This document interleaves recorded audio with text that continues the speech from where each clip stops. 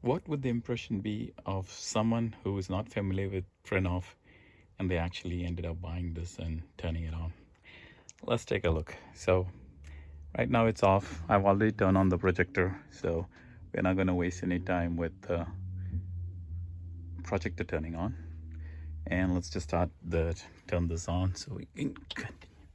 So one thing off the bat you'll notice it's a computer, so it's going to be slow. And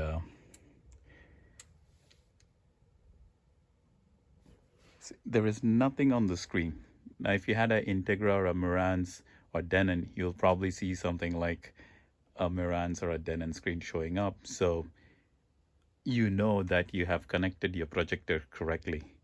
But in this case, it doesn't do anything like that. So if you have your external source connected, like a Roku or HDVD or something like that, then you know that it's, everything is wired correctly. So first time when I hooked this up and I didn't see anything, so I wasn't sure, is there a handshake problem? Is there a connection problem with the projector, or is there a connection problem with the Roku? Since this time I've talked, this is when the amp has been turned on. So this is about the boot time. So I don't know, maybe, well, I didn't time it, but maybe it's a little over 30 seconds maybe.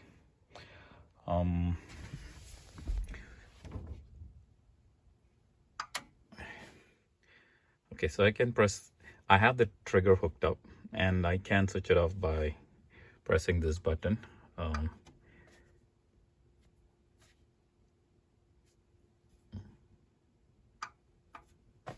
Wonder how I turn it back on. See, the ATI actually has a physical switch, so I can just turn it on and off quite easily. And behind the ATI also has a power switch, which I can turn off if I want to absolutely be sure the amp won't turn on. I am not a Trinnov doesn't have this switch, so all right, there, it's turned back on. Okay, good. So Trinnov doesn't have such a physical switch, so if I was actually playing with the wires and stuff, I'll probably go unplug it just to be sure. When it comes to the volume level, I think maybe the ATI is more powerful because the same volume level there's more sound coming in when I'm using the ATI amp, and I think my ATI is actually more powerful. It goes to 360 watts at 4 ohms, whereas the Trinnov goes to 300. So this is pretty much it. So the system is up and running. Setup is one good thing I like about the Trinnov is even though it doesn't have a switch like the Integra, I could pick my input. The remote has 1, 2, 3, which means you could, if you wanted to switch between if you cared about the 4 things, then you can put the 4 to be on these things. These are not remappable. You can't connect it to whatever you feel like and say my button 1 controls that input. 1 actually just means input 1. It is hard coded if you think about it. So I have to have my Roku connected to port number 1, and 2 is my DVD. So it's hooked up that way. I would have preferred to connect using port 7 or 8 because that's more towards the center of the rack, and center of the rack is more open and it's easier for me to plug in versus having to squish or towards the side. So that is another compromise.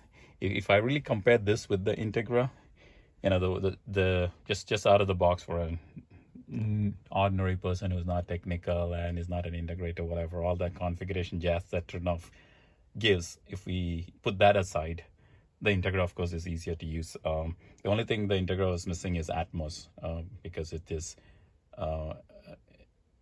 that receiver was created like 10 years ago, and it also has FM and radio and FM. Maybe people don't listen to FM anymore, but it was cool to just come and hit that tuner button and you can just listen to music. Nothing else needs to be done. There was no going to an app and saying play some list, nothing, right? It's press a button, it's on, you start listening to music, just like your car radio. This does not have that functionality, so that's another thing I miss. So there are 2 things I miss. So that is the first impression of Setup is definitely brutal, and I'll probably make some video, some step by step videos. So hopefully, it might help someone else. I still haven't received the mic, so I haven't fully calibrated this. And although I bought it a week back, I don't think it has shipped. It hasn't shipped, so I do not know when that will arrive. And compared to a normal receiver where I knew where to go and set this distance, um, I couldn't figure that out on Trinnov where it is. I have set the crossover at 80, so that part I figured out. But how do I tell how far the speakers are? So right now, the integration between the subwoofer and my mains is non-existent. That it sounds weird if sound is coming from both that. Actually, I have my subwoofer turned off.